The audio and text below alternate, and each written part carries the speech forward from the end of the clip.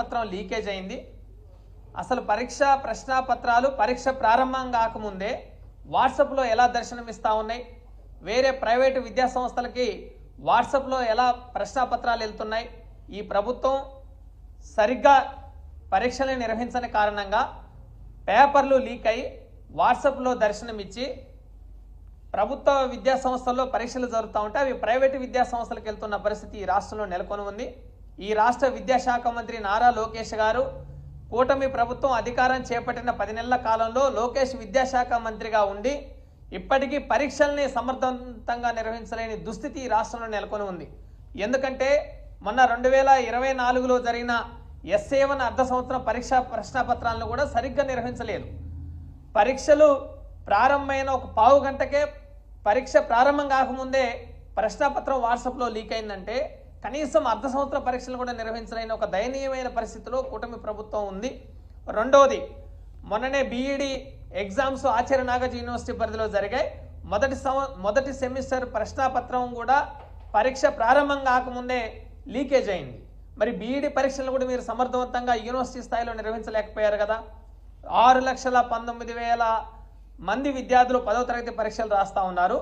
ప్రభుత్వం 3,450 సెంటర్స్ని ఎంపిక చేసింది. ఈ ఎంపిక చేసినప్పుడు ఇన్విజిలేటర్స్ కానీ చీఫ్ ఇన్విజిలేటర్స్ కానీ పోలీస్ సిబ్బందితోటి పకడ్బందీగా వ్యవహరించాలి. సెల్ ఫోన్లని పరీక్షా కేంద్రాల్లోకి అనుమతించకూడదు. కానీ ఎలా ప్రైవేటు స్కూల్కి వాట్సాప్లో ఎలా లీక్ అయింది ప్రశ్నపత్రం, గణిత శాస్త్రం? మీరు ఎందుకు సమర్థవంతంగా నిర్వహించలేకపోతున్నారు? యంత్రాంగాన్ని సరిగ్గా వినియోగించలేకపోతున్నారా? లేకపోతే యంత్రాంగాన్ని పకడ్బందీగా వినియోగించుకోవడంలో మీ ప్రభుత్వం వైఫల్యం చెందిందా? అసలు లోకేష్ గారు విద్యాశాఖ మంత్రిగా బాధ్యతలు చేపట్టి 10 నెలలు అవుతా ఉంటే కనీసం 10వ తరగతి పరీక్షలు కూడా మీరు ఎందుకు నిర్వహించలేకపోతున్నారు? కూటమి ప్రభుత్వం సమాధానం చెప్పాలి.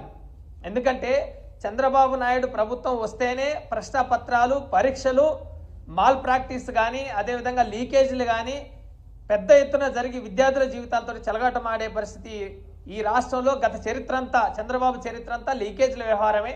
అకాడమిక్ పరంగా చూసుకుంటే, విద్యారంగ పరిస్థితి చూస్తే చంద్రబాబు అధికారం చేపట్టిన అనేక ఏళ్ళు, దశాబ్దాల కాలంలోనే ప్రశ్నాపత్రాలు లీకేజ్ అయిన ఘటనలు కోకొల్లలు ఉన్నాయి.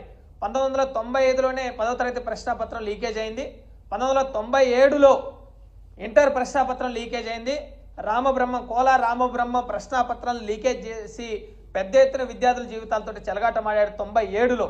ఆ తర్వాత చంద్రబాబు అధికారం చేపట్టిన రాష్ట్ర విభజన తర్వాత 2017లో ప్రశ్నాపత్రం లీకేజ్ అయింది. 2017లో నెల్లూరు, అనంతపురం, చిత్తూరు, కడప ఈ జిల్లాలో రాష్ట్ర వ్యాప్తంగా నారాయణ విద్యా సంస్థల్లో ప్రశ్నాపత్రం లీకేజ్ అయింది. ఈరోజు మంత్రిగా ఉన్న నారాయణ విద్యా సంస్థలు, ఆయన మంత్రిగా ఉన్నాడు. ఆయన విద్యా సంస్థలు, నారాయణ విద్యా సంస్థలో ప్రశ్నాపత్రం లీకేజ్ అయ్యి పెద్ద ఎత్తున నారాయణ విద్యా సంస్థలకి స్ప్రెడ్ అయింది. నారాయణ విద్యా సంస్థలు ఒక కొలాబరేట్ అయ్యి మొత్తం రాష్ట్ర వ్యాప్తంగా 2017లో ప్రశ్నాపత్రాలు లీక్ చేసి నారాయణ విద్యా సంస్థలోనే మొట్టమొదటి ర్యాంకులు రావాలి, అత్యధిక మార్కులు రావాలని పేపర్ని లీక్ చేసి ఆ రోజు నారాయణ విద్యా సంస్థలో పనిచేసే వైస్ ప్రిన్సిపల్ కానీ ఆ తర్వాత NRI వాళ్ళతో కొలాబరేట్ అయ్యి ప్రశ్నాపత్రం లీకేజ్ చేసి మార్కుల కోసం అడ్డదారులు దొక్కారు. దాని మీద పెద్ద ఎత్తున నిరసనలు కూడా విద్యార్థి సంఘాలు ఆ రోజు ఆందోళన చేశారు. అయినా ఆ రోజు విద్యాశాఖ మంత్రిగా గంటా శ్రీనివాసరావు గారు ఉన్నారు. గంటా శ్రీనివాసరావు, మంత్రి నారాయణ ఇద్దరు వియ్యంకులు ఎక్కడా ప్రశ్నాపత్రం లీకేజ్ కాలేదని అసత్యాలు ఆడి, అబద్ధాలు ఆడి, అసలు పేపర్ లీకేజ్ ఘటనలు జరగలేదని ఆ రోజు విద్యాశాఖ మంత్రిగా ఉన్న గంటా శ్రీనివాసరావు గారు ప్రకటించి విద్యార్థుల జీవితాలతోటి 2015లోనే చెలగాటమాడారు. మొత్తం ఈ వ్యవహారంలో 2017 తర్వాత 2019లో కూడా కర్నూలు జిల్లాలో ప్రశ్నాపత్రం 10వ తరగతి ప్రశ్నాపత్రం లీకేజ్ అయింది. దాని మీద కూడా నిర్దిష్టమైన చర్యలు ఏమీ తీసుకోలేదు. తిరిగి 2022 మా ప్రభుత్వం వైఎస్ఆర్ సిపి ప్రభుత్వం అధికారంలో ఉంటే జగన్మోహన్ రెడ్డి గారు ముఖ్యమంత్రిగా ఉన్న హయాంలో నారాయణ వాళ్ళు ఒక సిండికేట్గా ఏర్పడి ప్రశ్నాపత్రం లీకేజ్ చేయడం కోసం పెద్ద ఎత్తున ప్రయత్నాలు చేస్తే ఆ రోజు జగన్మోహన్ రెడ్డి గారు ముఖ్యమంత్రిగా ఉండి 12 మందిని అరెస్ట్ చేయించిన ఘనత వైఎస్ఆర్ సిపి ప్రభుత్వంలో ఉంది. కానీ చంద్రబాబు నాయుడు గారి ప్రభుత్వం తిరిగి 2024 అధికారం చేపట్టిన తర్వాత SA1 పరీక్షా పేపర్లు లీకేజ్ అయ్యాయి. ఆ తర్వాత BED నాగార్జున యూనివర్సిటీలో BED ప్రశ్నపత్రం లీకేజ్ అయింది. ఆ తర్వాత 2025 మార్చి 15 నుంచి ప్రారంభమైన 10వ తరగతి పరీక్షల్ని సమర్థవంతంగా నిర్వహించలేని ఒక దుస్థితిలో ఈ ప్రభుత్వం ఉంది. ప్రశ్నాపత్రాలు లీకేజ్ అవుతున్నాయి. 6,19,000 మంది విద్యార్థుల జీవితాలతోటి ఈ కూటమి ప్రభుత్వం చెలగాటం ఆడుతూ ఉంది. ఈరోజు తల్లిదండ్రులు, విద్యార్థులు పరీక్షలు ప్రారంభమై సగం రోజులు అవుతుంటే ప్రశ్నపత్రం లీకేజ్ అవుతూ ఉంటే విద్యార్థుల పరిస్థితి ఏంటి? వాళ్ళ జీవిత ఆగమ్య గోచరంగా మారే పరిస్థితి ఉంది. ఈ ప్రభుత్వం ఎందుకు ఇలా చేస్తుంది అని అంటేనే చంద్రబాబు ప్రభుత్వం విద్యారంగం మీద చాలా దుర్మార్గమైన వైఖరితో ఉంది. గత జగన్మోహన్ రెడ్డి గారు ప్రభుత్వంలో 2019 నుంచి 24 5 కాలంలో ఎక్కడా ప్రశ్నపత్రాలు లీకేజ్ అయిన ఘటనలు లేవు. 2022లో ఇదే నారాయణ విద్యా సంస్థల వాళ్ళు లీకేజీకి ప్రయత్నం చేస్తే ముఖ్యమంత్రిగా ఉండి 12 మందిని అరెస్ట్ చేయించి ఆ విద్యా సంస్థల మీద కేసులు పెట్టించి పెద్ద ఎత్తున కంట్రోల్ చేసిన పరిస్థితి గత జగన్మోహన్ రెడ్డి గారు చేస్తే ఈరోజు చంద్రబాబు నాయుడు గారు ముఖ్యమంత్రి అయ్యాక ఆయన కుమారుడు లోకేష్ విద్యాశాఖ మంత్రి అయిన తర్వాత ఎక్కడికక్కడ లీకేజ్లు అవుతా ఉన్నాయి. పాఠశాల స్థాయిలో లీకేజ్లు, ఇంటర్మీడియట్ స్థాయిలో ఈరోజు ఇంటర్మీడియట్ బోర్డులోనే నారాయణ విద్యా సంస్థల ప్రిన్సిపాల్ని బోర్డులో ఒక మెంబర్గా పెట్టారు. అంటే మొత్తం ఇంటర్మీడియట్ బోర్డుని క్యాప్చర్ చేసి కొలాప్స్ అయ్యే విధంగా విద్యా సంస్కరణల పేరుతోటి నారాయణ విద్యా సంస్థల ఆధిపత్యాన్ని కార్పొరేట్ మయం చేసేందుకు చాలా ప్రయత్నాలు చేస్తూ ఉన్నాం. ముఖ్యంగా నారాయణ విద్యా సంస్థల కేంద్రంగానే ఈ ప్రశ్నపత్రాలు లీకేజ్ అవుతూ ఉన్నాయి.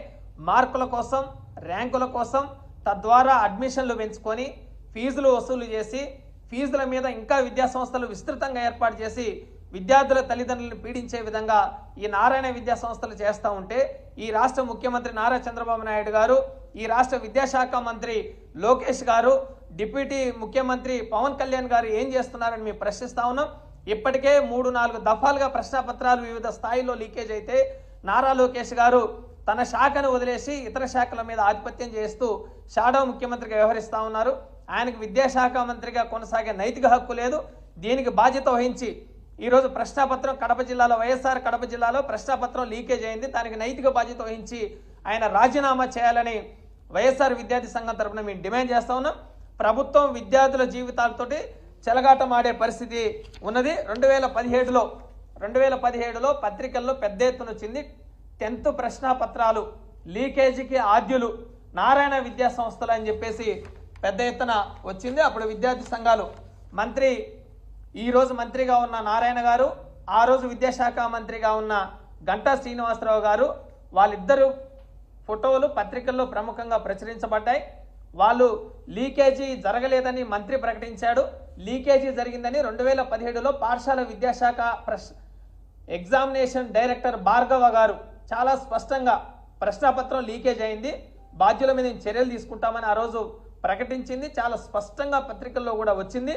కానీ ఆయన విద్యాశాఖ మంత్రిగా ఉన్న గంటా శ్రీనివాసరావు గారు దీన్ని కొట్టిపారేశారు. ఎక్కడ లీకేజీ జరగలేదని మొత్తం పత్రికల్లో, వాట్సాప్ల్లో వచ్చిన తర్వాత ప్రశ్నపత్రాలు లీకేజ్ అయ్యి విద్యార్థుల జీవితాలు చెలగటమాడుతున్న పరిస్థితుల్లో మీరు ఎందుకు చర్యలు తీసుకోలేకపోయారు? ఆనాడు తీసుకోలేదు, ఈరోజు తీసుకోలేకపోతున్నారు.